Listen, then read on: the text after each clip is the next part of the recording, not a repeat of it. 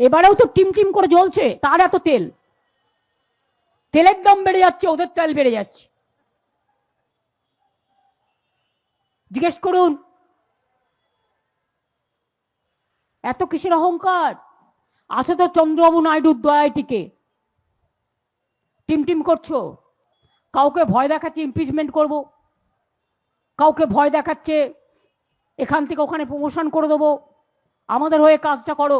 আরে খবর আমরাও রাখি, তোমরা পেগাসাস করো আর আমরা জনগণ করি। জনগণের থেকে বড় খবর আর কেউ রাখতে পারে না। তাই আবার বলি, বিজেপি সাবধান,